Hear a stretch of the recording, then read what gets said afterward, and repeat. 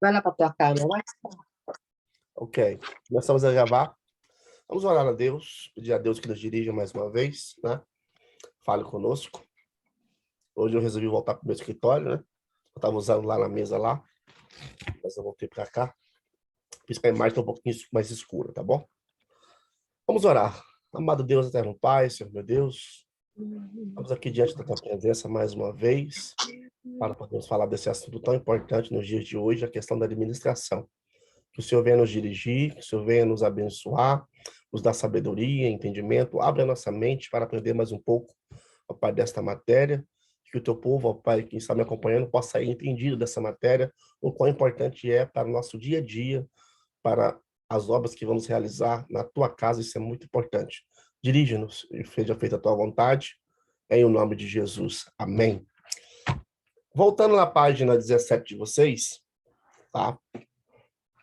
Nós deixamos, então, o último ponto para podermos trabalhar, né? Trabalhar hoje, um pouquinho com ele. E esse último ponto, do o número 4, né? Vamos dizer assim, ele fala sobre a questão do controle ou coordenação, né? Que é o que não é medido é difícil de ser avaliado, né? Não tem como avaliar algo que você não vê, não mede, não pesa, não sabe o que realmente está por trás daquilo, né?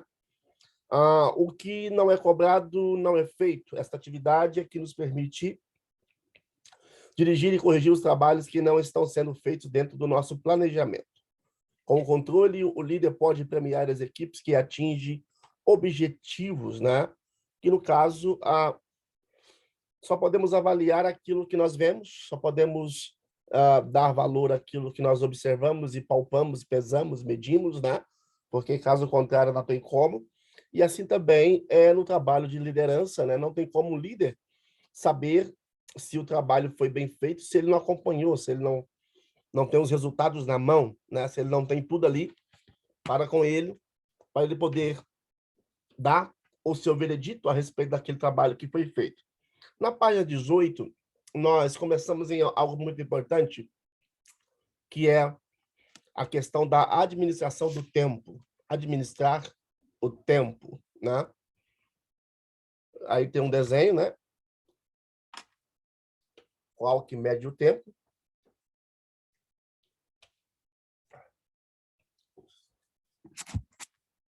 E o escritor John, ele escreveu assim: ponha as primeiras coisas em primeiro lugar e teremos a segunda a seguir. Ponha as segundas em primeiro lugar e perderemos ambas, né? Existem coisas que nós precisamos resolver e tem coisas que podem esperar, mas, na verdade, muitas pessoas passam com os carros na frente do boi, né? E colocam o terceiro, o segundo no lugar do primeiro, e o primeiro joga lá por último, e assim perde-se o controle do carro e não consegue se resolver as coisas, né? A insensatez teme o pensamento de desperdiçar a vida de uma só vez, mas, por outro lado, não ter nenhuma preocupação em jogá-la fora aos poucos. O escritor John e Lewis, né, que escreve essas duas frases bastante interessantes. Voltando na apostila, então, na página 18 de vocês, né, nada caracteriza melhor a vida moderna do que o lamento. Se eu tiver tempo, esta é uma frase muito comum em nosso dia a dia. Aqueles que estão sempre reclamando de falta de tempo, né? Porque geralmente a gente sempre joga essa culpa. Eu não tenho tempo, não temos tempo. E a reclamação vem em cima da falta de tempo. Geralmente não tem métodos para utilizar o tempo, tá? É sobre isso agora, não vou lá nessa aula e na próxima aula, né? De como nós organizar o nosso tempo, como administrar o tempo, tá? Porque o tempo aqui, principalmente na América, né? Onde nós estamos, tá? O tempo aqui é raro. E se perder tempo aqui, nós perde muita coisa. Ah, somente comprovam que a problemática do tempo é não saber o que fazer com ele, ou seja, o problema do tempo é quando eu não sei o que fazer com o meu tempo, tá? E nós perdemos muito tempo, tá? Porque nós não utilizamos o nosso tempo ou não sabemos administrar o nosso tempo. Então, uma análise das tarefas realizadas por um pastor, né, que aqui não cita o nome, nos leva a fazermos a seguinte lista: as inúmeras e cobradas visitas pastorais, né, que isso exige tempo, nos lares, reuniões, né, também exige tempo, né, porque quando se utiliza o tempo, então nós temos que, principalmente na área ministerial, saber dividir o tempo para que você possa fazer as visitas nos lares, reunião com os presbíteros ou com a diretoria, né? A reunião para discussão sobre os planos de trabalho, né? Porque aquilo que eu disse na aula passada, toda a igreja, as três primeiras aulas estou dizendo, que toda igreja precisa de um plano, né? Plano, tá? Ou planejamento para alcançar o seu objetivo. Cada um tem um objetivo, tá? Então, nós precisamos colocar esse planejamento no papel, escolher o planejamento para que nós possamos organizar de como vamos executar cada plano deste. Então, depois que tem essa visita, reunião para discussão sobre o plano de trabalho, depois 4 ou 5 sermões na semana, porque parece que não, mas para quem trabalha no ministério, ele sabe muito bem que para elaborar um bom sermão, montar um bom sermão, colocar tudo isso no papel, né, como um bom pregador, ele sempre monta o seu sermão, né, administrando, dividindo em partes, né, de como aplicá-lo, onde nós vamos passar, qual é o caminho que vamos fazer, né? Então, isso exige tempo, né? Tempo, porque principalmente para as pessoas que ministram na mesma igreja, né? Aonde as pessoas são praticamente os mesmos membros e alguns visitantes que oscilam, né? Durante o culto principal seria o culto de domingo, então. Então, o pastor ele precisa dividir o seu tempo para fazer visita, fazer reunião com o presbítero, fazer reunião sobre os planos e ainda montar de 4 a 5 sermões por semana para poder, né, ministrar, tá? Quer seja numa sala de aula, ele precisa tirar tempo para poder ler o seu material, separar o material de aula para preparar a aula. Então, isso requer tempo. Então, se vai dar outra coisa que ele vai fazer, então, que eu já estou dizendo, é os estudos bíblicos, né? Ninguém hoje quer ouvir uma aula, né, em qual não se tira-se proveito, porque se torna-se perca de tempo. Então, para poder você dar uma aula que vai chamar a atenção das pessoas, que vai captar a mente das pessoas, se come-se tempo, ou seja, precisa-se de tempo ou leva-se tempo para poder elaborar cada ensino, cada ministração, né? E nós observamos, né, que muitos não querem tirar tempo ou eles não administram o seu tempo ou fazem mal a administração do tempo e então não conseguem fazer o dever de casa, que é estudar em casa e separar o material e preparar a aula para ter um bom êxito, né? Cada um com uma média de 2 a 3 horas de preparação. Olha só, leva-se de 2 a 3 horas de média em média para a preparação. Dependendo do sermão que vai ser ministrado, leva até dias, mais de 24 horas, né?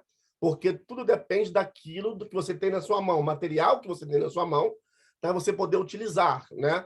Porque a gente sabe que tem textos que são de difíceis acessos, né? Textos bíblicos, eles são de difícil acesso, e por ser de difícil acesso, ele come mais tempo, ou leva mais tempo para poder elaborar aquele sermão, né? Já cheguei dias de ficar uma semana inteira com o texto na mente, pesquisando sobre o texto, para quando chegar no sábado, tirar 3, 4 horas e montar aquele sermão. Ou seja, passou a semana inteira trabalhando na mente para depois jogar no papel aquilo que realmente eu queria levar para a igreja e ministrar, né, direcionado pelo Espírito Santo. Então, isso leva-se tempo, tá? E para muitos, né, esse tempo de preparação é um desperdício, né? Para muitos, eles não valorizam, né, esse tempo que tiramos para poder preparar um sermão. Mas devo lembrar vocês, eu já disse numa outra aula que eu estava dando, né, para outras pessoas, eu disse o seguinte: nós vivemos no tempo das pessoas que estão querendo mais informação do que tudo. As pessoas querem estar informadas, eles querem saber realmente o que está por detrás daquele texto, né? Eles querem realmente saber onde se encaixa aquele texto, o que podemos aplicar naquele texto. Então, para a gente poder montar um sermão, tá? De acordo com a hermenêutica correta, que seria a exegese de um texto, né?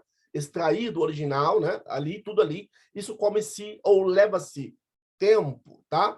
Para fazer. Ou seja, a não ser que a pessoa já seja alguém, um doutor na palavra, que já domina a área da hermenêutica, né? Então, ele consegue aí fazer com menos tempo, mas mesmo assim leva-se tempo, tá? Tempo. Então, depois vem a questão do boletim semanal, né? Eu não sei se vocês já fizeram, mas a paz, minha irmã. Me lembra o nome da senhora, por favor? Márcia. Tá. Márcia Rogério Melo. Isso. Tá bom. Então,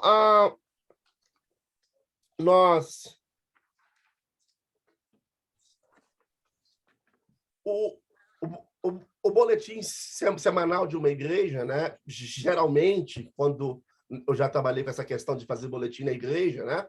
Ele vem trazendo as informações sobre a igreja, ele vem trazendo, né, as atividades da igreja, aquilo que a igreja está precisando, né, de pessoas em áreas para trabalhar, e aí, querendo ou não, dá toda a informação daquela semana, sobre todos os avisos ali no boletim, ele dá as áreas que precisa, e ainda o pastor precisa colocar naquele boletim uma mensagem pastoral.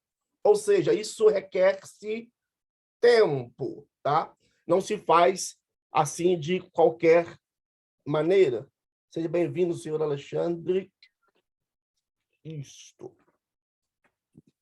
Então, tudo isso requer da gente a questão do tempo, tá? Tempo. Então, qualquer área que você for administrar, você vai ter que aprender a trabalhar com o tempo. Organize o seu tempo e você vai alcançar os seus objetivos mais fáceis, né? A pior coisa é a pessoa perdida no tempo. Ele sabe que tem coisas para fazer, mas não consegue colocar todas em prática. Por quê? Porque faltou um planejamento, uma organização do que vem primeiro, do que vem segundo, do que vem terceiro, do que vem quarto, e qual o tempo que eu vou gastar para resolver cada coisa, tá? E aí,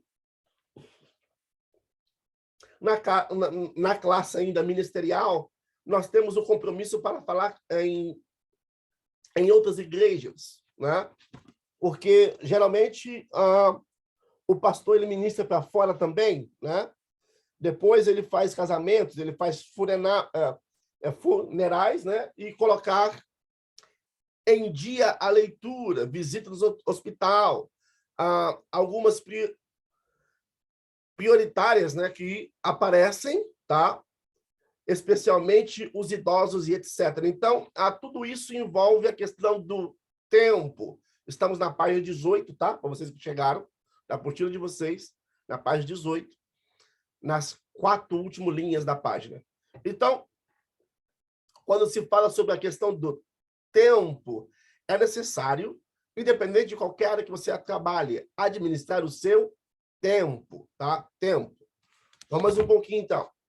Normalmente, o resultado desta correria, porque, na verdade, a vida aqui, né, na América, a vida aqui, ou no Brasil, dependendo do que você faz, ela requer uma boa administração do seu tempo, porque a vida ela é corriqueira, ela é corrida demais, para atender tantos compromissos que nós temos, né?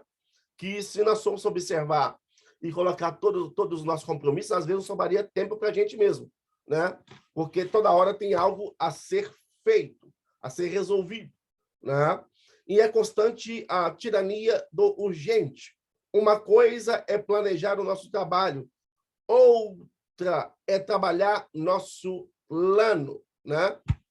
Então, nós devemos aprender a planejar para podermos executar o nosso plano, para que o nosso tempo, né, tenha um bom resultado na questão da administração do nosso tempo.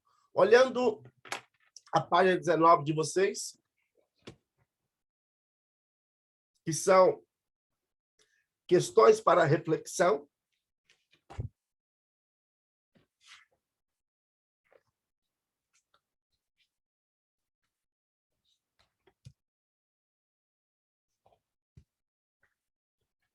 Primeira questão, né? Quais tarefas inacabadas são motivos de grande preocupação para você neste instante? Quantas coisas mal resolvidas deixamos, né? E deixamos para o outro dia. E esquecemos que no outro dia temos outros afazeres que requer tempo. Quer ver uma coisa como que acontece no nosso dia a dia? É quando nós estamos trabalhando, né? Quer seja a área que você trabalhe, às vezes nós temos algumas tarefas a cumprir naquele dia.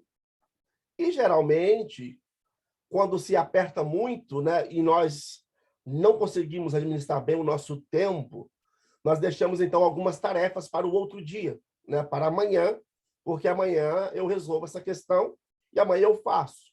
Mas o que acontece? Quando eu digo que eu vou jogar para o amanhã, muitas das vezes eu esqueço que o amanhã eu tenho outros compromissos, eu tenho outros afazeres, eu tenho outras coisas que muitas vezes me requerem muito mais tempo. E aí o que vai acontecer?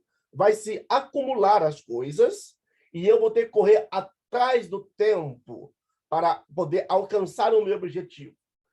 Às vezes dá certo e às vezes dá errado. E aí uma coisa vai atropelando a outra. E geralmente, quando chega 2, 3 dias, eu consigo resolver aquilo que eu deixei de resolver lá atrás, porque eu não organizei o meu tempo, não tinha um planejamento, né, para a questão do tempo. Então, sempre que você estiver no seu trabalho, tiver a sua empresa, ou seja, lá no seu ministério, procure-se administrar o seu tempo e fazer um planejamento para o dia, o que eu vou fazer hoje, quem eu vou atender hoje, quem eu vou aconselhar hoje, qual hora, de que hora, principalmente nessa área de aconselhamento. Por quê? Porque quem está sendo aconselhado, né, ele não mede o tempo. Geralmente dura de 40 a 50 minutos. Mas quando dá 50 minutos, a pessoa que está com você na sala, ela pergunta, já acabou o tempo? Já acabou o tempo, e eu tenho outras pessoas a atender. Então, o tempo findou, né? Então, toda a questão é a administração do tempo, né? Não o tempo, desculpe-me. Então, uma coisa que você deve pensar todos os dias da sua vida, né? O que eu estou fazendo hoje, que eu estou deixando de fazer e que vai me atrasar amanhã, tá? São as preocupações para você neste instante, ou seja, quais as tarefas inacabadas, ou aquilo que eu comecei e não acabei, que eu comecei e não terminei. Será que amanhã eu terei tempo? Ou é melhor ficar mais 10, 15 minutos e terminar aquilo que eu comecei a fazer, né? Então, é algo a colocar na balança e parar para pensar. Segunda questão, faça uma lista, né, de 2 ou 3 objetivos mais importantes em sua vida para as 2 próximas semanas. Agora, a pergunta é, o que é mais importante para você? Já paraste para pensar nisso?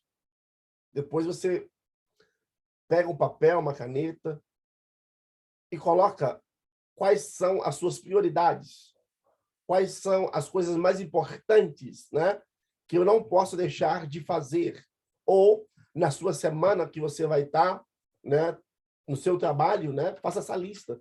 Quais são as coisas importantes que eu não posso deixar para a próxima semana, que eu tenho que fazer nessa semana, até o dia tal, até a hora tal, né? Procure colocar tudo já, né?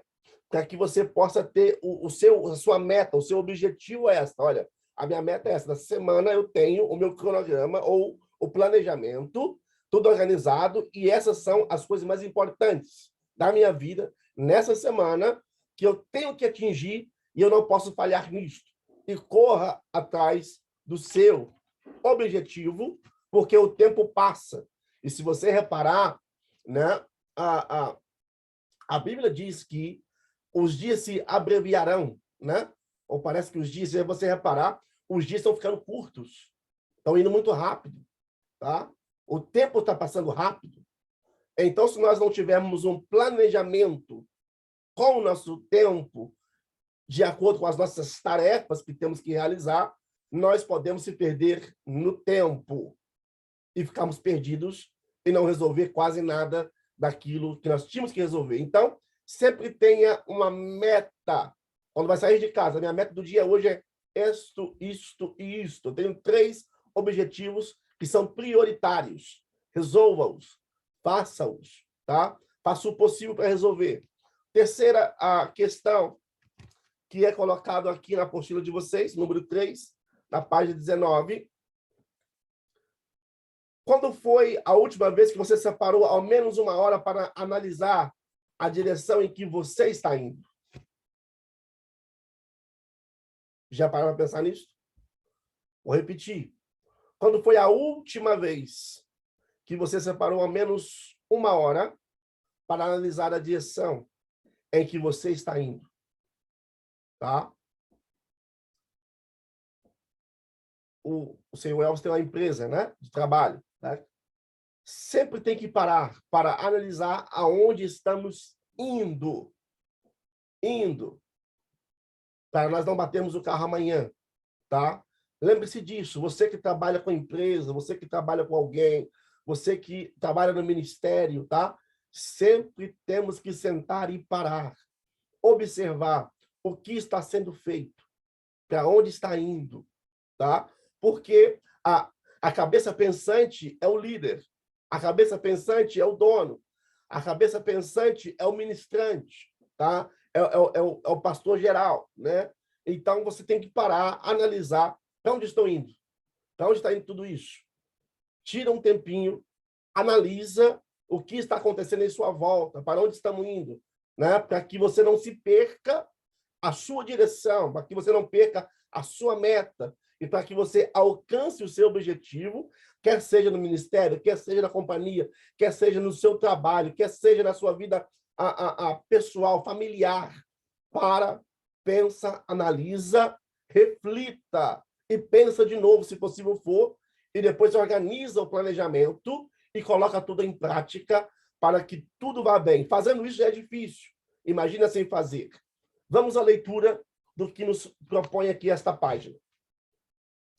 Há uma grande diferença entre estar muito ocupado e ser produtivo. Vou repetir isso. Há uma diferença entre estar muito ocupado e ser produtivo, tá? Claramente podemos observar que existem pessoas que se esgotam trabalhando e não conseguem progresso algum, né?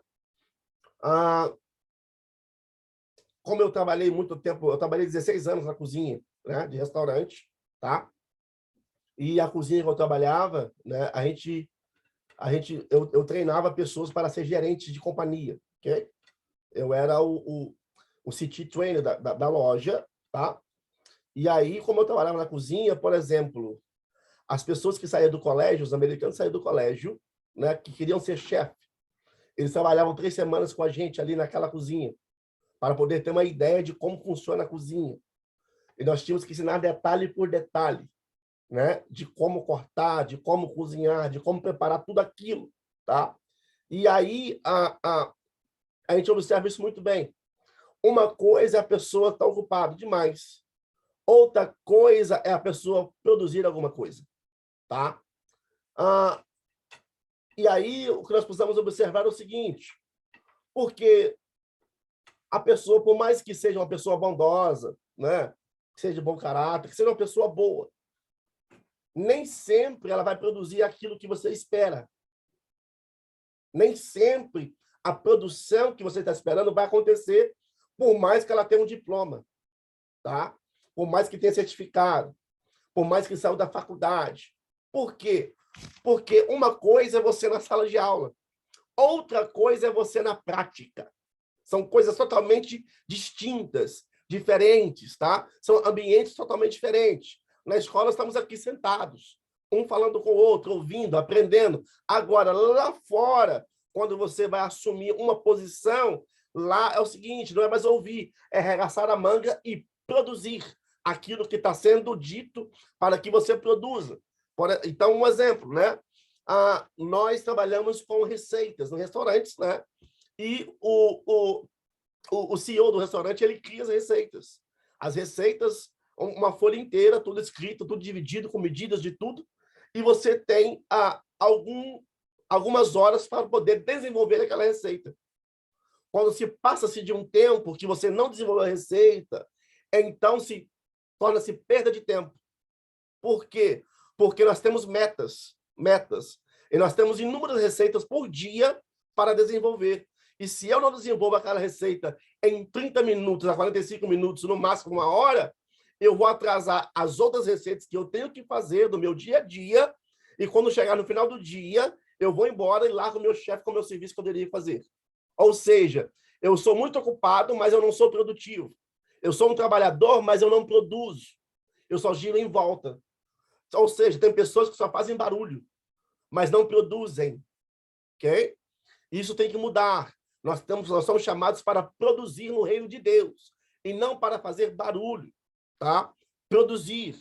Então, para nós produzirmos, nós temos que ter a inteligência, quer seja emocional e espiritual, para podermos produzir. Porque uma pessoa que pega uma receita e ela fica com mais de 1 hora naquela receita, isso vai tornar-se perda de tempo, acarretar trabalho para o próximo que vai vir. Ou seja, suponhamos então que eu trabalho na parte da manhã e vocês trabalham na parte da noite, né? O shift vai de 7 da manhã às 3 e de 3 às 11. Ou seja, se eu não cumprir toda a meta que eu preciso cumprir, como é que o pessoal das 3 vai cumprir aquilo que eu deixei e aquilo que eles precisam fazer até às 11? Ou seja, eu estou deixando o trabalho acarretado, né?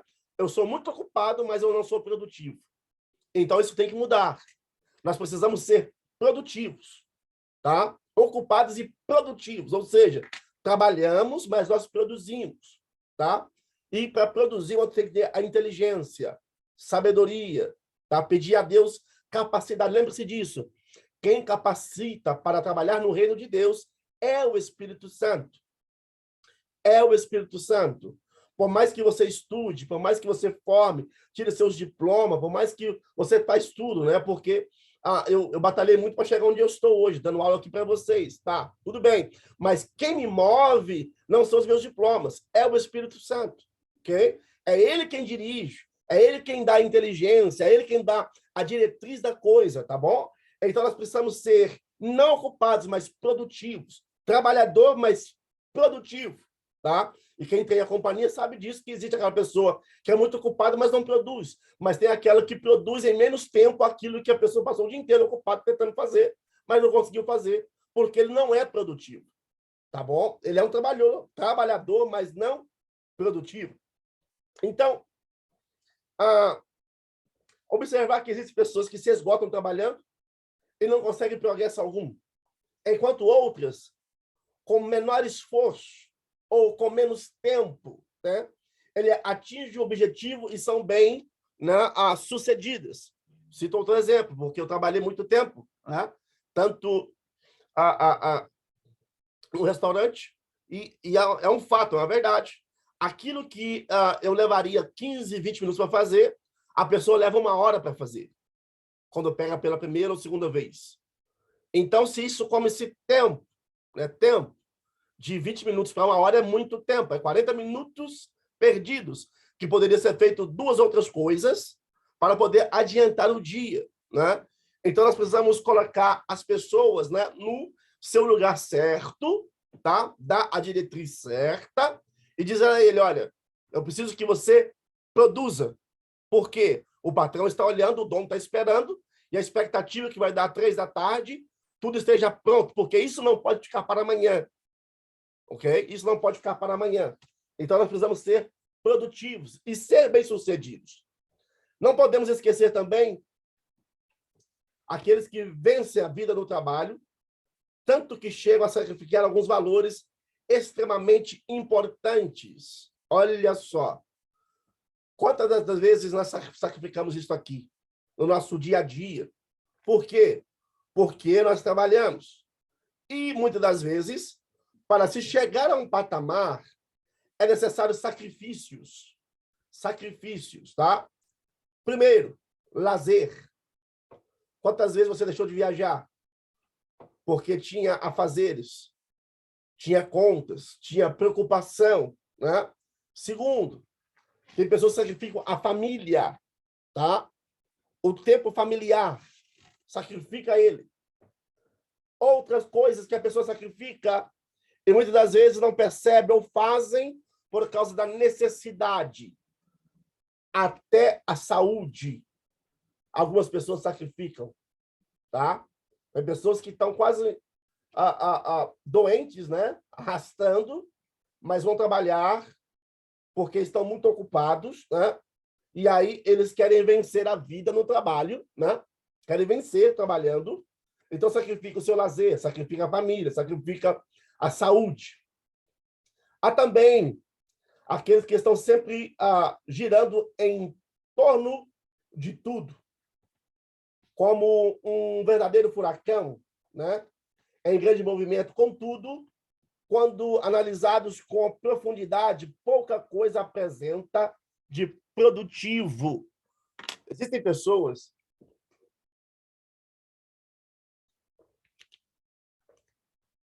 que, quando vai trabalhar perto da gente, né, faz aquele auê todo, aquele barulho, né? E parece que quando a pessoa chega no trabalho, parece assim, agora chegou quem resolve o problema. Agora chegou quem faz.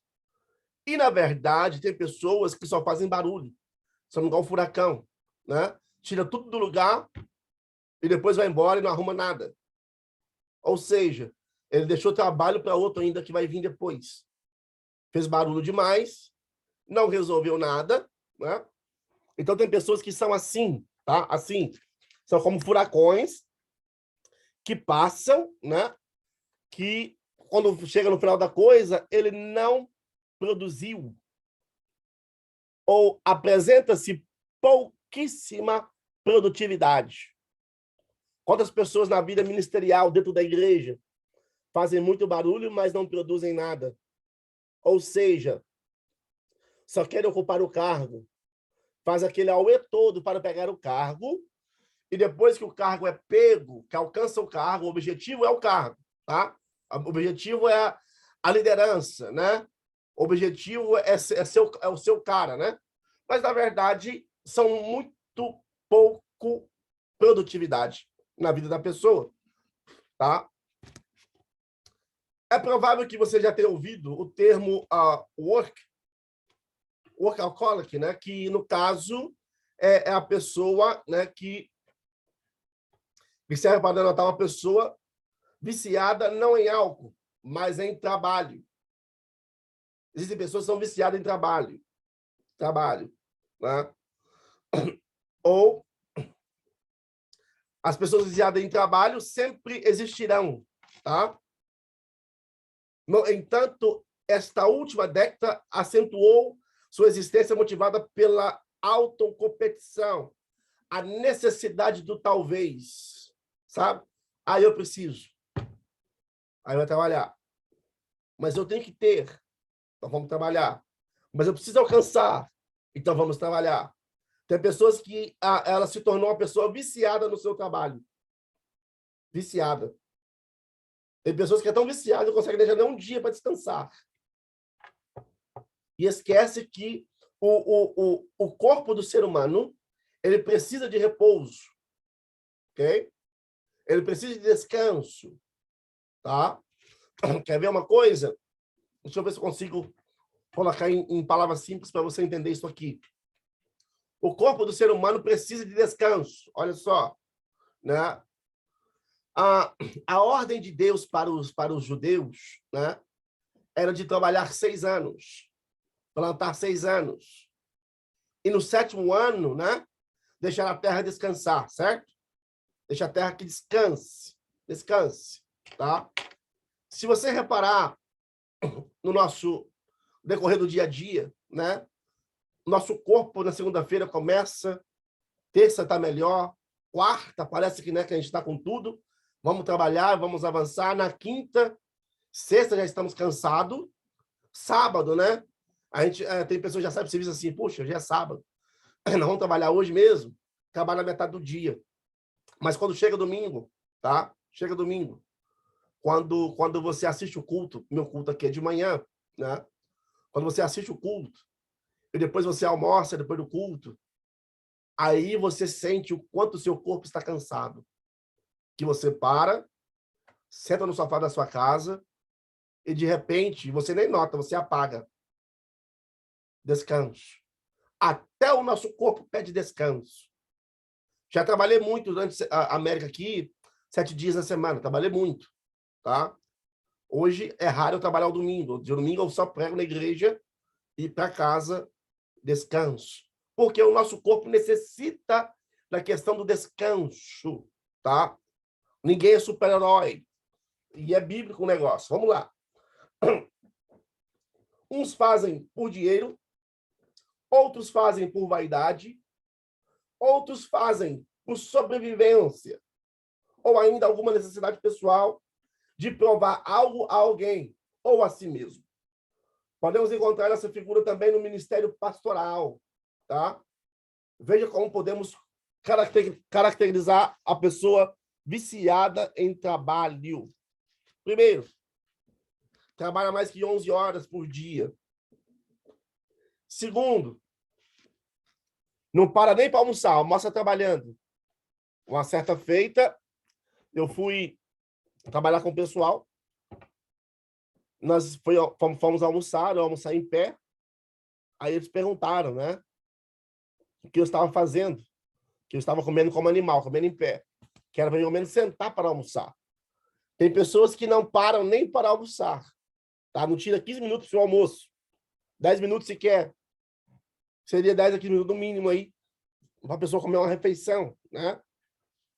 Então, trabalha-se mais que 11 horas, almoça trabalhando.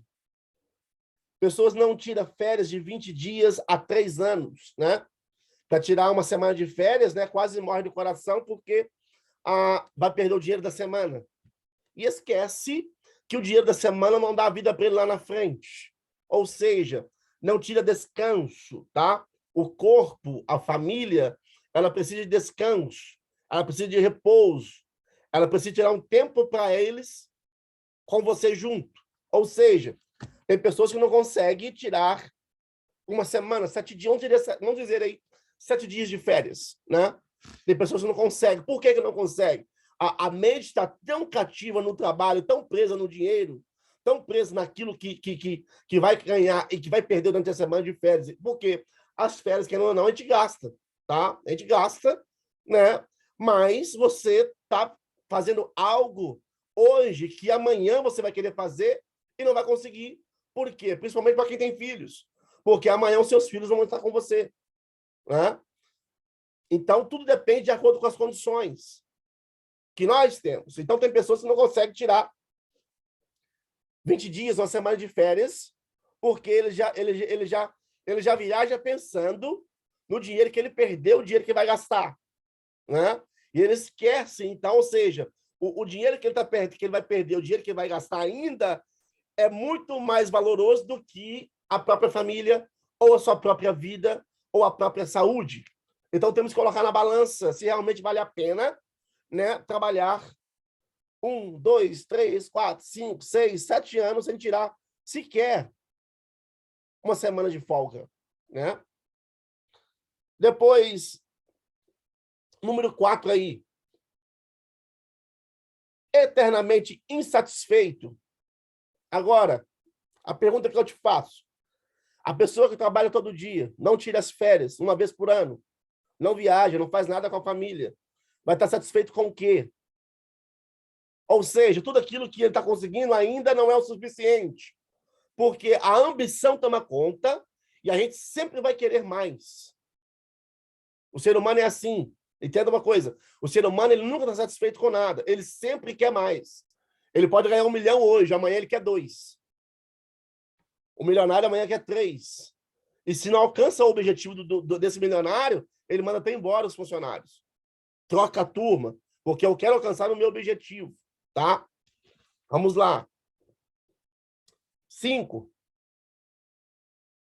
Ele sempre acha que trabalha mais que os outros. 6, fala ao telefone mais de que 1 hora por dia, que são 13% do dia. 13% do dia. 1 hora ao telefone. Tem pessoas que passam o dia no telefone. O dia inteiro. 7, avalie as pessoas pelo seu aspecto profissional e depois pelo pessoal. E aí embaixo, em contrário das características acima, podemos antever alguns sintomas geralmente diagnosticados. Primeiro, o ambiente é tenso no lar. Quando o ambiente é tenso no lar, isso faz com que queira que eu fique fora. Arrume alguma coisa para fazer. Atrasa a minha chegada, porque eu não quero estar no lar. Segundo, a sensação de fracasso pessoal. Terceiro, que me faz fazer isso, as dificuldades financeiras. Quarta coisa, a exigência de um padrão de vida, tá? Sempre superior ou melhor. Tem pessoas que querem mostrar aquilo que não são, viver uma coisa que não são, e se matam para ser aquilo que não tem condições de ser. Tem pessoas que querem esbanjar algo que nunca teve e trabalham incansavelmente para ter, para mostrar, simplesmente, sabe para quê? Mostrar para o próximo que tem. Não é nem para ele mesmo. É só para poder provar, conseguir, eu tenho. Olhando aí o último parágrafo da página 19, para não recebermos o rótulo de workaholic, né?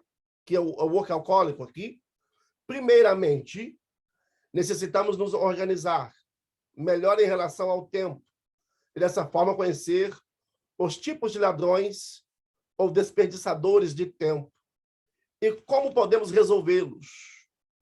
Mas antes precisamos entender o que o tempo é. O que realmente é o tempo?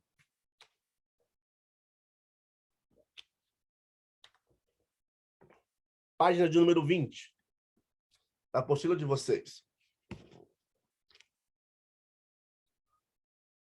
Tempo, uma estrutura teológica. O salmista, no Salmo 118, de número 24, ele não deveria ser apenas um fato, mas o nosso alvo em nosso uso do tempo. É este o dia que o Senhor fez. Nosso alvo é que o nosso uso do tempo deste dia reflita uma genuína autoria de Deus.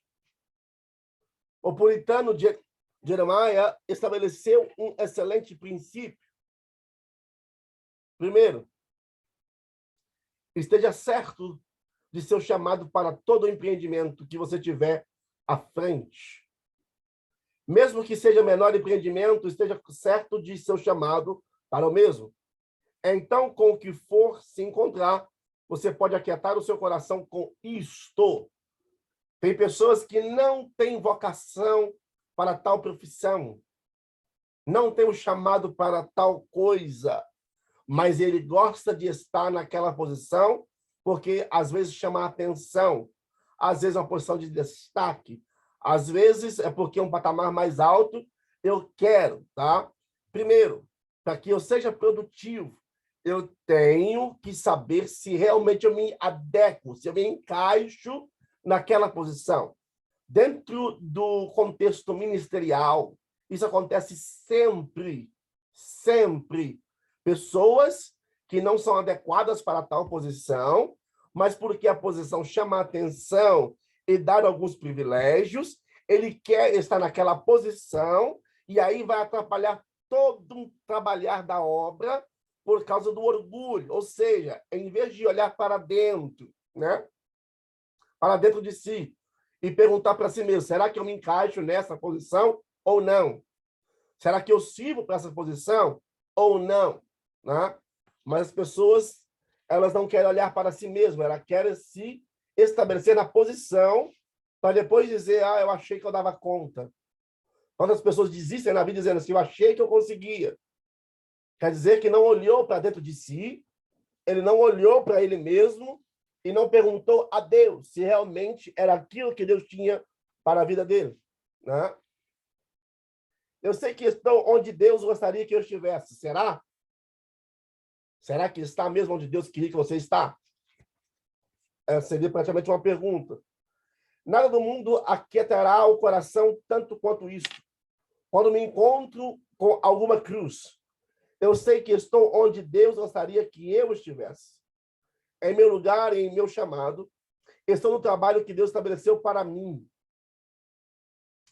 Claramente, isto envolve considerar antecipadamente o que Deus nos tem chamado a fazer, confiante de que este será o mais feliz e satisfatório uso do nosso tempo. Ou seja, nós só vamos utilizar muito bem o nosso tempo se eu estiver aonde Deus quer que eu esteja.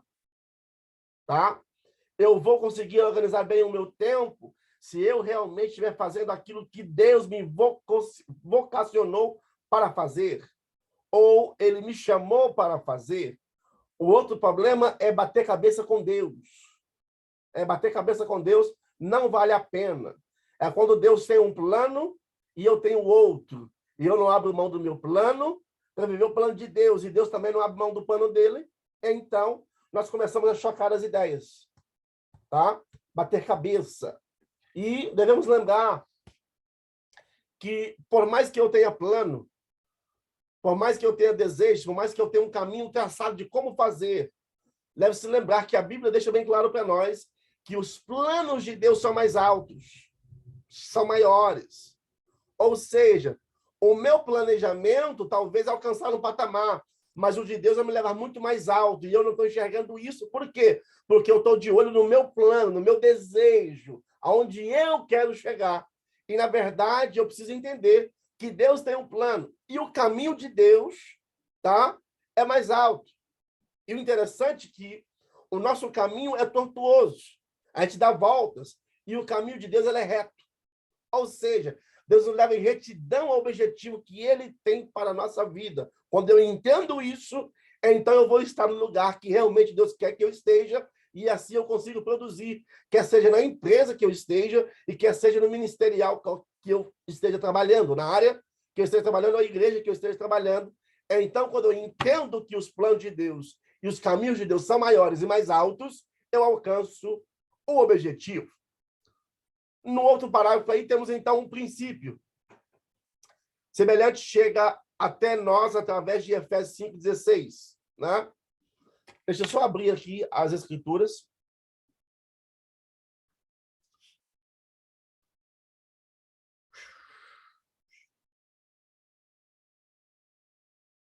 Efésios 5.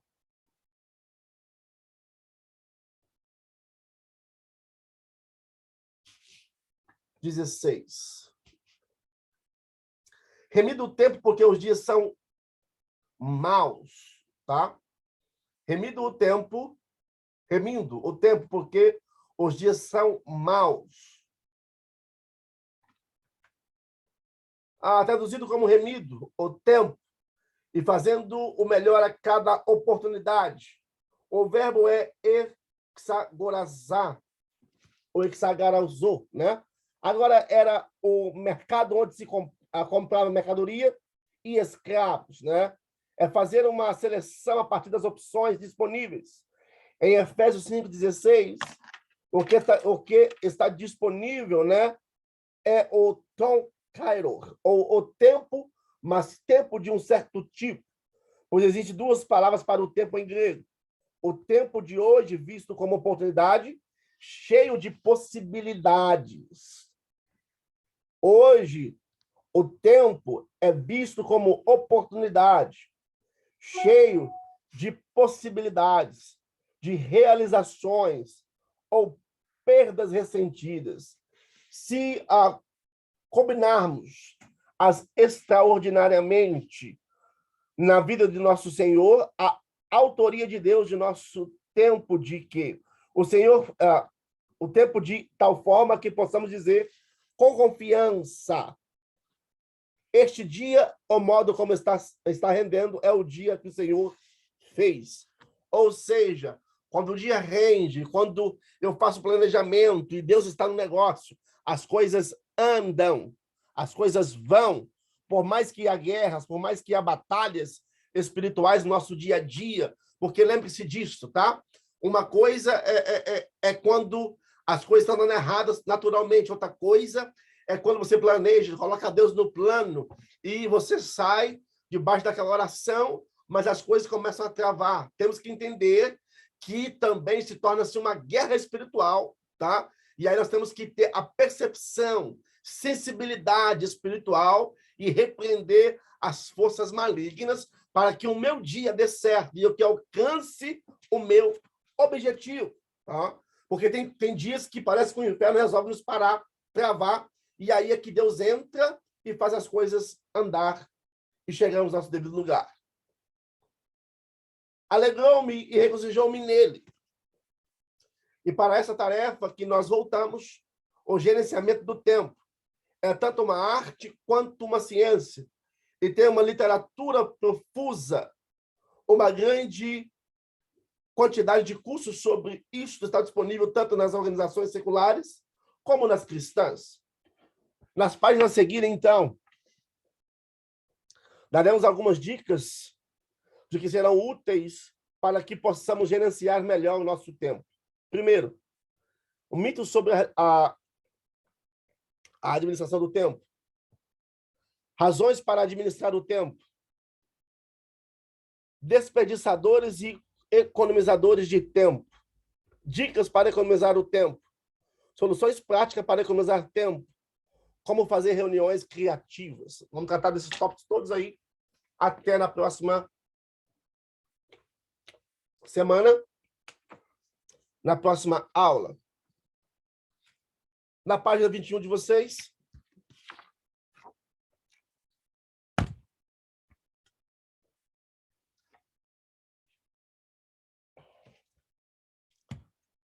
aí nós temos um mito sobre a administração do tempo.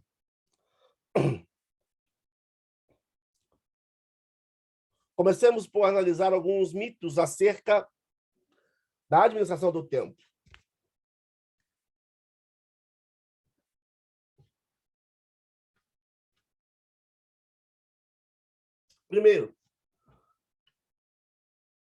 O primeiro é que quem administra o tempo torna-se escravo do relógio. A verdade é bem contrário. Quem administra o tempo coloca-o sob controle, torna senhor dele, tá? Quem administra o tempo toma controle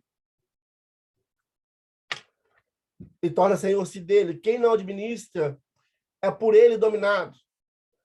As pessoas que têm uma má administração do tempo, o tempo os domina.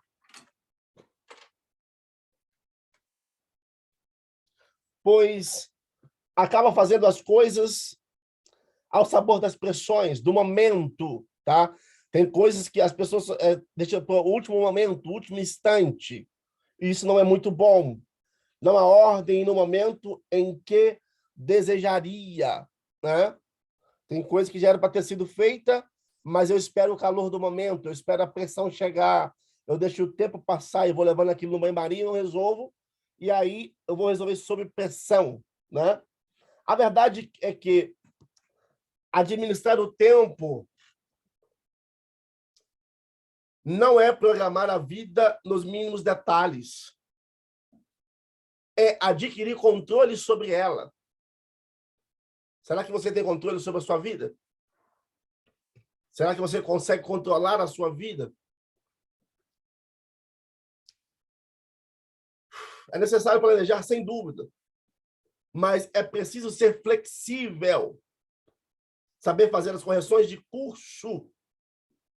Se você está fazendo algum trabalho e está inspirado, produzindo bem, não há razão para parar. Simplesmente porque o tempo alocado àquela tarefa expirou, né? Se as coisas estão dando certo, termina. Se dá para terminar, termina. Aproveita o momento que as coisas estão fluindo e deixa acontecer, ok? Deixa concluir a tarefa se você vê que o negócio vai terminar naquele dia, dentro do seu tempo. Se a tarefa que viria a seguir em seu planejamento puder ser reagendada sem maiores problemas, né? Como eu disse alguns minutos atrás, tem que ver se não vai ficar acumulado, se vai ficar corrido demais, se não vai ter se realmente tem como fazê-lo ou não tem como fazê-lo, né? Sem maiores problemas, não interrompa o que você vem fazendo bem. Administre o tempo, é fazer o que você considera importante e prioritários. É ser senhor do seu próprio tempo, não é programá-lo nos mínimos detalhes e depois tornar-se escravo dele, né? A segunda pergunta que aparece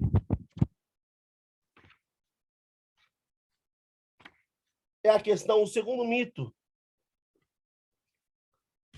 é que a gente só produz mesmo, ou então só trabalha melhor sob pressão. O que você faz melhor? Quando você tem o tempo e administra, ou quando você faz sob pressão? Tem coisas que vai sair só da pressão, de última hora. O restaurante trabalha-se muito sob pressão. É muito pressão no restaurante. Quem trabalhou sabe disto, né? Você está no exemplo, né? Você está trabalhando, o restaurante está aberto, você tem ali 300 pessoas sentadas, para 400 pessoas sentadas, esperando a comida, e suponhamos que um dos pratos, uma das coisas principais da preparação que é feito pela manhã terminou 8 horas da noite, na hora do maior movimento. E aí você precisa desenvolver aquele trabalho que é feito, às vezes, em 45 minutos, você precisa fazer em 30, com 15 a menos. Ou até em 25, com 20 a menos. Então, você precisa correr sob pressão, porque é muita pressão, né? Porque você vai ter que servir aquele alimento, né? Que demoraria aí 45 minutos para ficar pronto, você vai ter que fazer ele 25, arrumar um modo de adiantar aquilo tudo, para que quando chega 8h30 certinho, já esteja lá eles chamam de linha, né? Na linha do restaurante, onde coloca-se os alimentos quentes, tá? Para que possa servir, porque nós temos ali na faixa de 300 para 400 pessoas sentadas e eles já fizeram a ordem. Estão esperando a comida na mesa. Então, você precisa fazer isso sob pressão, tá? Este é um mito criado para racionalizar a preguiça, a indecisão, a tendência, a procrastinação. Ou seja, quando eu não produzo aquilo que eu tinha que produzir durante o dia, quando chega a noite, o segundo turno tem que correr dobrado e sob pressão para poder alcançar o objetivo, porque eu não produzi durante o dia o que eu teria que produzir. Não há evidência que o justifique, até porque, assim, agem poucas vezes, tentam trabalhar sem pressão para comparar os resultados sobre si mesmo e sobre os que os circundam. A evidência, na verdade, justifica ao contrário daquilo que expressa o minto. Em contextos escolares, por exemplo, quem estuda ao longo do ano com a calma e sem pressões sai-se geralmente muito melhor do que quem deixa para estudar nas vésperas das provas, né? Tem pessoas que, quando vai estudar para a prova, ele pega a matéria no último dia. Aí ele vai ler, ele vai correr, ele vai querer decorar aquilo tudo e não vai funcionar, não vai dar certo, porque ele está sob pressão, a mente já está sob pressão, então não vai conseguir colocar tudo aquilo na mente para poder colocar em prática na hora da prova, né? Por isso, vê-se obrigado a passar noites em claros para fazer aquilo que deveria vir fazendo durante o tempo todo. Nada nos permite concluir que o que vale no contexto escolar, a esse respeito, não vale em outros contextos, tá? Então, aprenda a administrar o seu tempo, tá? Permita-me abrir um leque. Eu quero falar com vocês sobre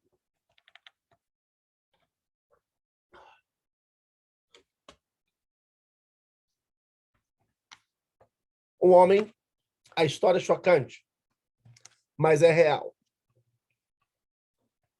Surge uma pergunta,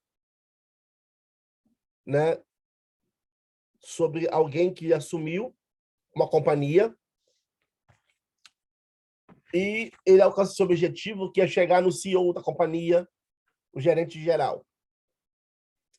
Ao chegar ao CEO dessa companhia, né, esse rapaz jovem, ele passa a exigir inúmeras coisas, né? Aí eu quero que troque a junta administrativa que trabalha comigo. Beleza. Agora eu quero que coloque segurança porque eu sou alguém importante. Tá. Agora eu quero que faça isso. E ele vai pedindo várias coisas. E, por fim, ele chegou ao divórcio porque achava que a esposa não estava adequada para a posição que ele estava ocupando, né? Então, tudo isso envolve a questão do tempo. Porque o que há por trás de tudo isso? Ou de tudo aquilo? A gente não se refere a um plano de Maquiavel, né, de destruição da empresa, nem um complô. O que havia por trás de tudo isso era um homem que havia mantido as aparências por muitos anos e cuja vida era totalmente desorganizada, confusa e cheia de interesses conflitantes, tá? Então, nós temos que prestar atenção em quem nós colocamos para administrar nossa empresa. Se realmente a posição que você vai dar ao seu funcionário não vai gerar conflitos na mente dele. E aí, quando gera esses conflitos, as exigências anormais começam a aparecer.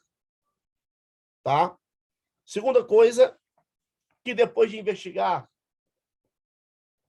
e juntar algumas peças, né, aquele grupo de empresa, que era uma empresa grande, mais de 50 anos já no país, que deu a oportunidade porque o camarada chamava atenção na área administrativa. Então, deram-lhe uma chance de ser o CEO, né, na área administrativa. Ele fez tudo isso, fez várias mudanças. A empresa, em vez de crescer, caiu. Divorciou, porque achou que a mulher não servia para a posição que ele estava. E, por fim, né, começou a colocar a empresa em decadência. Então, eles cortam ele. Segunda coisa, eles juntam peças desse rapaz. E uma das conclusões foi a seguinte: os planos da sua empresa não serão melhores do que os planos da sua vida pessoal. Grave isso com você, tá? Você que tem sua empresa, que tem lá o seu gerente, que tem pessoas que trabalham para você, que administra tudo. Entenda isso. Os planos da sua empresa não serão melhores do que os planos da sua vida pessoal. O desastre deste senhor, como CEO da companhia, era simplesmente o reflexo do desastre da sua vida pessoal. Ok? Então, quando a pessoa ela já tem um desastre na vida pessoal, quando ele chega a um certo patamar, a sua vida vai se tornar um desastre, porque a sua vida pessoal já é um desastre. Ou seja, o que você vai ser lá fora é reflexo daquilo que você é aqui dentro da casa. Tá bom? Como conseguimos realizar o impossível se não administrarmos bem primeiro o que é possível? Perceba-se, então, que a administração da vida é um estágio preliminar que serve de plataforma para realizarmos o impossível. É aí que surge a segunda pergunta. Como você está administrando a sua vida? Vou repetir. Como você está administrando a sua vida, né? E aí, eu vim falando sobre estilo de vida, né? Mais 3 perguntas que eu vou deixar aqui, 4 perguntas sobre estilo de vida para você. Qual é o estilo de vida que você adota? Qual é o estilo de vida que você adota? O que mudaria ou não se você recebesse uma herança de 10 milhões de dólares hoje? O que mudaria? Se alguém depositasse hoje na sua conta 10 milhões de dólares, mudaria alguma coisa ou não? O que mudaria ou não se você fosse escolhido para ser o presidente da sua empresa, né? A partir de hoje eu vou ser o presidente, vou ser o CEO da empresa. O que você faria? O que mudaria? Né? Quarta pergunta. Como o seu estilo de vida contribui ou impede para você realizar o impossível? O que o seu estilo de vida contribui ou impede para você realizar o impossível? Isso falando sobre estilo de vida.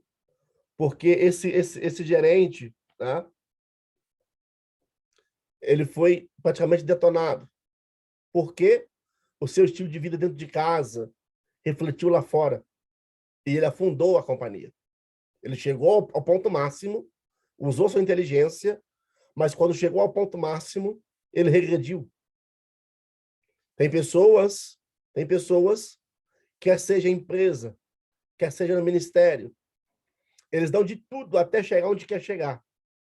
E depois que chegam onde quer chegar, eles estacionam. Param, empacam e muitos regridem. Regridem. Segunda coisa que eu quero falar com vocês hoje, fora da apostila ainda, a liberdade. A segunda coisa que você precisa decidir como administrar e como usará a sua liberdade. Como você usa a sua liberdade na empresa? Como você usa ela na igreja? No seu ministério?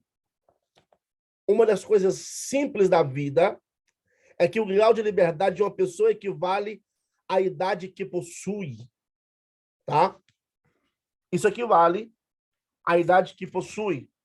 Quando usamos nossa liberdade de forma madura, perguntamos antes de decidir, consultamos antes de avançar e analisamos antes de executar. Quando usamos a liberdade madura, então nós consultamos, pesquisamos antes de eu utilizá-la. Então reflita sobre 3 perguntas sobre a liberdade. Como você usa sua liberdade? Se fosse possível medir o nível de maturidade da sua liberdade de 0 a 10, em que nível ela estaria hoje? Terceira pergunta. O modo como você usa sua liberdade ajuda ou atrapalha a realização de coisas impossíveis? É uma pergunta. Terceiro ponto que eu quero te mostrar, já que falamos sobre estilo de vida, falamos sobre liberdade, agora sobre servir. A terceira decisão que um bom administrador precisa tomar como administrador é a quem vai servir. A quem vai servir. Assim como todos nós prestamos conta a alguém. Entenda uma coisa, todos nós prestamos conta a alguém. Nós temos que prestar conta a alguém. Por mais que você seja um trabalhador, você tem que prestar conta ao seu patrão. O seu patrão tem que prestar conta quando vai fazer os impostos dele lá na frente. Ele tem que prestar conta de tudo. Tá? Tudo requer uma prestação de contas. Alguém, também servimos a alguém. No primeiro momento, você pode até questionar e dizer que é o chefe, ou até mesmo o dono do seu negócio. Não importa qual seja a sua resposta. Você serve alguém. Devemos lembrar disso. Nós servimos alguém. E como você administra isto? 3 perguntas, então, sobre o servir. A quem você serve? A você ou pessoas? De que forma isso tem causado, impactado ao longo da sua trajetória? De que forma isso te traz impacto na sua trajetória? De que forma você pode contribuir-se na sua trajetória para alcançar alvos impossíveis, né? Alvos impossíveis, tá? Agora, voltando aqui no terceiro da página 21, porque eu vou abrir os slides com vocês também hoje, para a gente poder já andar mais um pouquinho com eles.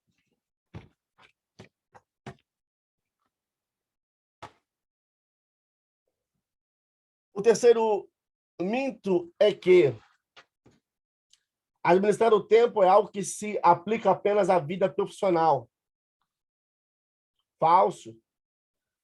Certamente há muitas coisas em sua vida pessoal e familiar que você reconhece que deve e deseja fazer, mas não faz, por falta de tempo.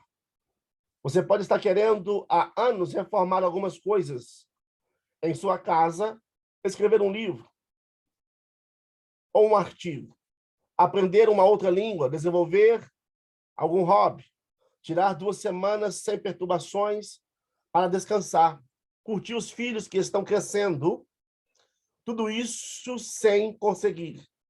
A culpa vai ser sempre na falta de tempo. A administração do tempo poderá permitir que você faça essas coisas em sua vida pessoal e familiar. Pastor, seja bem-vindo.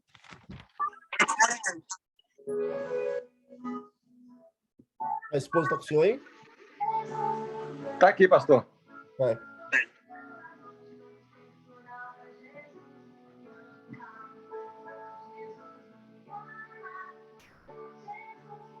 Então, tudo é questão de administrar o seu tempo, né?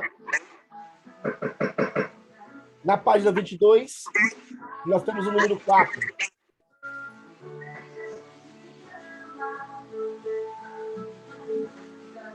Vamos ver se eu consigo. Pronto, deu certo.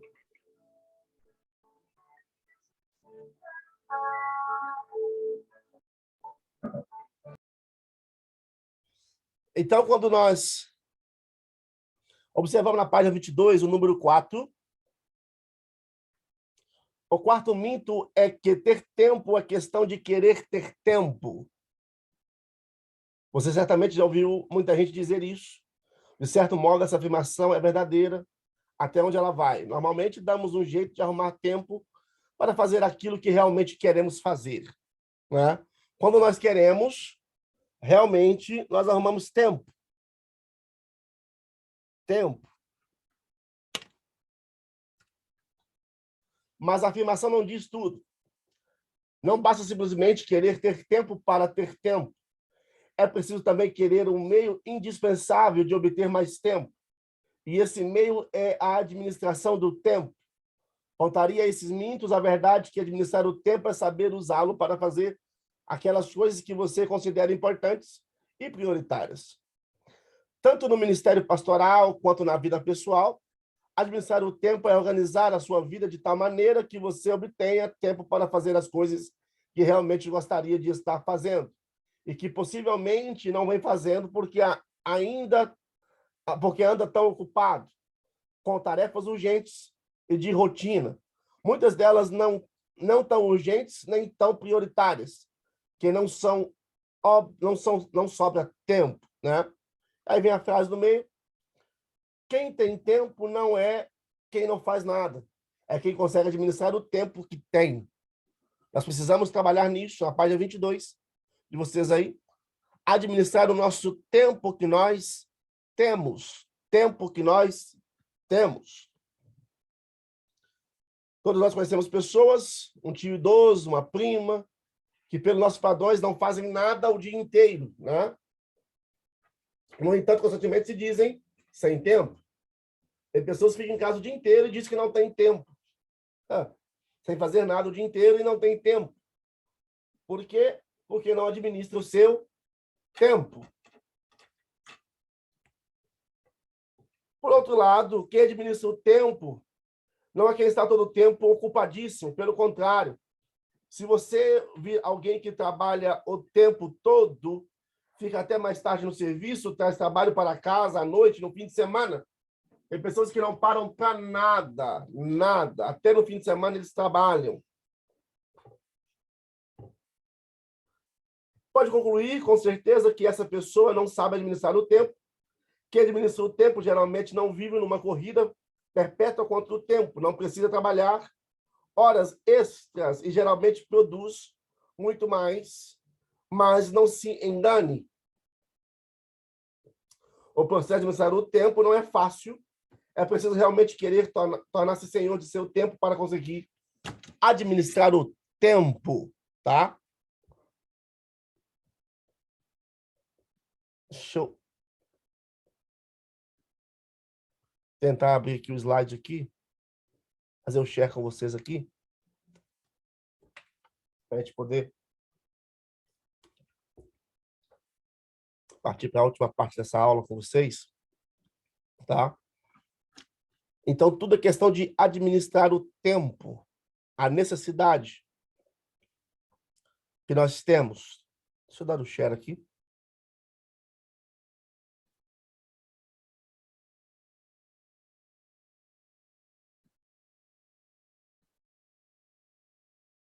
Vocês estão vendo o slide aí, não estão?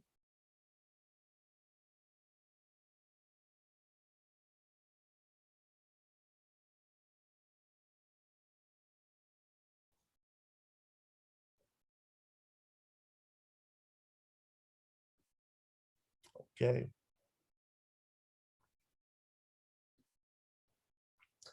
Aqui nós temos, então, o que é administrar. Administrar não é fazer 1000 coisas. É levar um organismo ao melhor funcionamento. É a melhor funcionalização dos recursos que justificarão sua criação, tá? Ou seja, não é você correr o dia inteiro para lá e para cá, para lá e para cá, para lá e para cá, para lá e para cá, e dizer que está muito ocupado, mas não produz nada, como eu disse algumas horas atrás, no início da aula. É a distribuição de responsabilidades, fazendo todos participarem do trabalho. Ou seja, um bom administrador, ele vai dividir as tarefas, tá? Para as pessoas fazerem, ok? Ele distribui, ele não faz tudo sozinho. Ninguém é super-herói, tá? Ninguém, principalmente na área eclesiástica, né? Que é a área ministerial, né? Como meu pai é pastor há mais de 30 anos, né? 35 anos já de pastorado praticamente, tá? Uma das coisas, né, que eu sempre bati na tecla, né, foi uma dessas coisas. Não queira fazer tudo sozinho. Deixe as pessoas fazerem o que eles têm que fazer. Deixe as pessoas fazerem o que eles têm que fazer.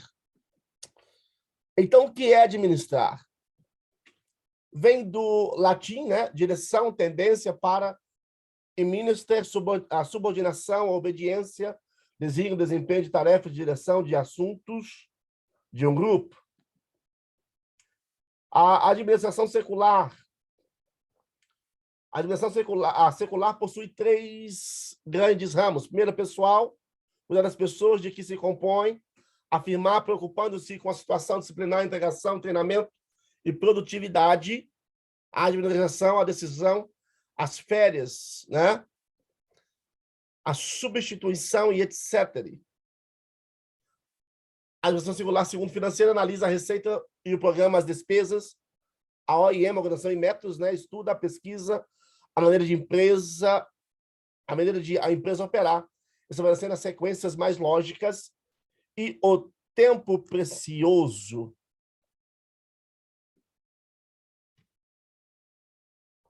Administrar e promover a cooperação mútua, né? Jesus sempre procurou ajuda alheia, tirar a pedra, mas na ressurreição de Lázaro, foi ele quem fez, encher as talhas, e ele transforma. Recolher os pedaços que sobejeiam na multiplicação dos pães, lançar a rede e ele traz os peixes, né?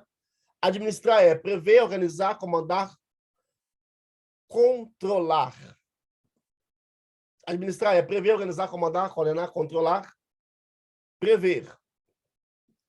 É preparar-se para o futuro com a necessária antecedência, através de programas de ação, é predeterminar um curso de ação. Jesus ensina que é melhor construir sobre a rocha do que sobre a areia, né? Um mau administrador, ele vai construir tudo sobre areia, e isto pode cair a qualquer instante. Organizar, reunir meios, recursos, materiais humanos, desenvolver estruturas organizacionais, identificar e agrupar o trabalho nos diversos cargos. Delegação, confiar, responsabilidade e autoridade a outros, exigir resultados, estabelecer relações, criar condições necessárias para os esforços mútuos do povo. Organizar é reunir meios e recursos materiais e humanos distribuídos racionalmente de tal forma harmonizadas que possam funcionar como um todo. Organizar, avaliar e regular o trabalho em andamento e acabado. Comandar é determinar providências a fim de que toda a organização funcione de acordo com as normas vigentes. Coordenar é manter o organismo em funcionamento homogêneo e integrado em suas diversas atividades. É proporcionar o desenvolvimento de cada órgão, procurando manter o equilíbrio do sistema operacional, dessa forma evitar-se-ão atritos, perda de tempo e complicações indesejáveis. Tipos de governo eclesiásticos: episcopal ou prelática, forma de poder é que o governo descansa nas mãos de prelados ou bispos diocesanos e no clero mais alto, tal como sucede nas igrejas romanas, grega, anglicana e na maior parte das igrejas orientais. Tipos de governos eclesiásticos: presbiteriana ou oligárquica, a forma em que o poder de governar reside nas assembleias, sinodos, presbitérios, sessões, e que sucede na igreja escocesa, luterana, e nas várias igrejas presbiterianas. Tipos de governo eclesiástico: congregacional ou independente. Formam em que entidade prática ou autogoverno, pois cada igreja individual e local administra seu próprio governo, mediante a voz da maioria de seus membros.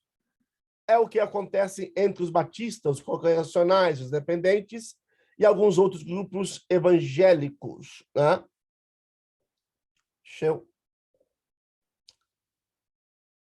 Deixa eu volto aqui agora. Isto.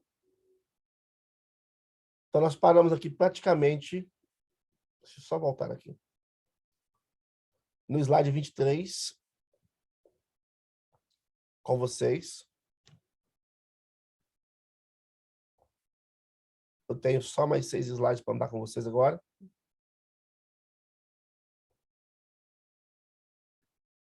E aí eu volto na última aula com vocês, praticamente falando sobre esse assunto, né? E aí nós temos aí o último tópico dessa folha, né? As razões para administrar o tempo. São coisas que vamos estar falando praticamente na próxima aula para finalizar, tá? O tempo é vida, o tempo é dinheiro, a administração do tempo e produtividade, a administração do tempo e redução de estresse, tá? E depois nós vamos falar sobre os ladrões e economizadores de tempo, e dicas para se economizar tempo, e como fazer-se reuniões criativas, critérios de classificação das tarefas e compromissos, né? Na página 28 em diante de vocês, nós temos aí o exercício, tá? Na página 28 em diante. No caso, só tenho mais uma, duas, três, quatro páginas a dar com vocês para a próxima aula. Na página 28, nós temos aí, então, a prova de administração eclesiástica, né? Todos vocês já sabem como se comportar a respeito disso, respondendo todas as questões, mandando para o reitor, né, o pastor Luiz Prestes, né, a qual vai estar dando a nota para vocês, ok? E eu espero que durante esse tempo eu tenha ajudado vocês um pouco a entender. Semana que vem é a minha última aula com vocês, tá? É meu último dia que eu vou estar com vocês aqui. Vocês vão voltar para segunda-feira, como foi anunciado. E eu desejo a vocês todos aí uma boa sorte, tá? E que vocês possam desenvolver, formar e também formar pessoas, que vocês possam ser muito úteis, tá? Na casa de Deus, no ministério de vocês, que o Espírito Santo de Deus possa cobrir vocês e orientar vocês, que vocês possam ser aí um grande administrador na igreja de vocês, ajudando o pastor de vocês a lidar com cada situação, porque não é fácil, é difícil, tá? É muito complicado. E administrar ainda pessoas é mais complicado ainda, né? Então, que Deus possa usar vocês aí, em cada um, na sua cidade, na sua área, na sua igreja, no seu ministério, seja lá qual for a área que você trabalha, Deus possa te usar. Semana que vem é a última aula que eu vou estar com vocês, tá? Depois vocês vão voltar para segunda-feira, como foi anunciado alguns dias atrás. Eu não posso estar na segunda-feira com vocês, eu ia reservar com ele, né? Mas eu ministro na escola, eu tenho uma escola na igreja, qual sou pastor, então eu não posso, né, deixar a minha igreja para estar aqui na segunda-feira. Mas, quem sabe um dia em breve a gente se reencontra, né, por aí, e a gente possa compartilhar mais um pouquinho com vocês, né, do que nós já aprendemos no nosso dia a dia. Que Deus possa abençoar vocês hoje e sempre, tá? Nós vamos estar orando agora para poder encerrar essa aula. Que Deus possa abençoar vocês. Obrigado a todos vocês pela paciência comigo nessas duas matérias, né? Amartologia e administração eclesiástica. Eu espero ter acrescentado alguma coisa na vida de vocês e vocês ter aprendido algo aí da parte de Deus através da palavra. Amém? Um abraço a todos vocês. Vamos orar, agradecer a Deus e que Deus possa abençoar cada um. Pai, eu quero te agradecer por esse momento aqui, onde nós aprendemos, ó Pai, mais da tua palavra, de como administrar o nosso tempo. Pai, eu quero pedir sobre cada aluno dessa escola, Pai, que a tua presença seja com eles. Que o Senhor venha enchê-los do Espírito Santo, ó Pai. Que o Senhor venha capacitá-los, ó Pai, e orientá-los, ó Pai, nessa questão tão complicada que é a administração eclesiástica. Que o Senhor possa abrir os olhos espirituais deles, ó Pai, e fazê-los entender de como ajudar, ó Pai, o pastor da igreja deles, ó Pai, porque não é fácil, os pastores sofrem muita pressão nesta área, mas são poucos que se levantam para ajudar. Que o Senhor possa tocar no coração de cada um a se levantar, ajudar o líder dessa igreja onde eles estejam, o pastor dessa igreja onde eles estejam, ajudar, orientar, mostrar, ó Pai, a eles, ó Pai, e a eles sabedoria, capacitação espiritual para fazer tal trabalho, ó Pai. Que o Senhor possa guiá-los, ó Pai, não só hoje, mas até o final desse curso, ó Pai. Não deixe nenhum deles desistir, ó Pai, no meio do caminho, mas leva os teus filhos até o final, onde eles vão estar formando, recebendo o certificado, ó Pai, de bacharelado, ó Pai, desse seminário. Abençoa-os, guarda-os, é o que eu te peço em nome de Jesus. Amém. Gente, que Deus abençoe vocês, tá? Vocês tenham uma ótima noite, um bom descanso. Semana que vem é a nossa última aula.